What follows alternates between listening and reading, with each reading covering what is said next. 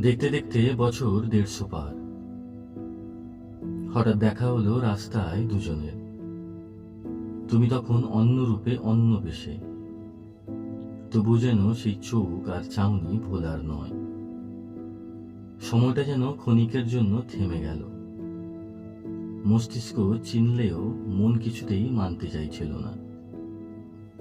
দেখতে কিন্তু এখনো সেই রকম সুন্দরী, যার স্পর্শে পার করা 65টা বছর। আর শুধু ঠিকানাটা পাল্টেছে। শুধু আমি তো নই, দাঁড়িয়ে তুমিও পড়েছ আপন মনে, অনায়াসে। দুটি প্রাণ কথা বলছে নীরবতায়।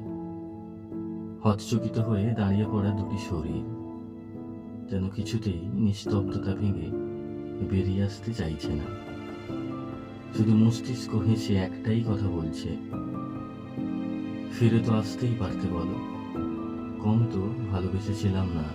তখনই যেন শুনতে পেলাম সেই মৃদু গলার চেনা হারিয়ে যাওয়া আওয়াজ।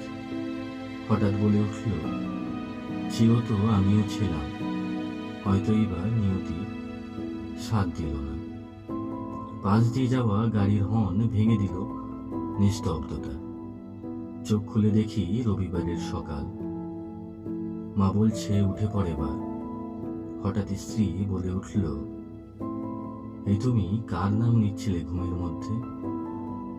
বালিশটাকে জড়িয়ে ধরে আবার একবার চোখ বন্ধ করতেই মস্তিষ্ক বলে উঠল, নামটার সাথে 65 বছরের মায়া জড়িয়ে থাকলেও বেঈমান মনের কাছে আজও উত্তরটা নেই।